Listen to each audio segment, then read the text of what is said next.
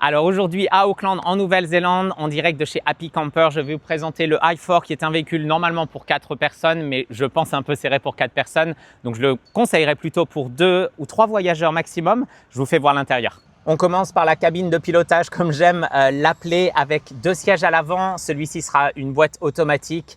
Ce sont des véhicules qui sont assez vieux évidemment sur des modèles plutôt budget. Vous avez quand même la climatisation, une radio à l'avant. Pas grand chose d'autre à montrer sur cette partie, je vous montre l'arrière. La partie couchage du véhicule et les 2 autres places assises. Donc vous avez les 2 sièges ici avec les ceintures de sécurité pour les 2 autres passagers. Et vous avez donc 2 couchages, un premier lit ici qui se déplie complètement pour faire un lit double, et vous avez le deuxième lit sur la partie haute du véhicule. L'avantage, c'est que c'est un high top, donc vous pouvez vous tenir debout à l'intérieur. Je ne le conseille pas pour 4 personnes parce que l'espace de rangement, comme vous le voyez, pas beaucoup de rangement sur ce type de véhicule. Et pareil, il n'y a pas beaucoup d'espace pour bouger pour 4. Donc je pense qu'un couple en budget, 2 personnes, 3 voyageurs maximum, je pense que c'est la bonne proportion pour ce véhicule. Je vous montre la cuisine.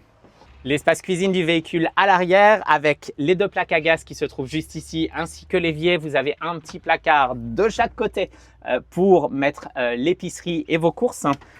Également les tiroirs juste en dessous avec tous les ustensiles nécessaires, les couverts et le nécessaire de cuisine. Juste ici, les tasses, les verres. Le reste se trouve là. Vous avez un petit réfrigérateur qui sera branché sur la seconde batterie de votre véhicule.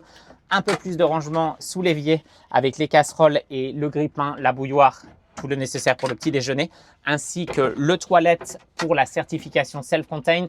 Alors pour ce type de véhicule, évidemment, ce n'est pas une cabine de toilette privée. Donc le toilette est vraiment là pour la certification. Il n'y a pas beaucoup de gens qui l'utilisent parce que ce n'est pas très privé, mais au moins il a le mérite d'être ici au cas où.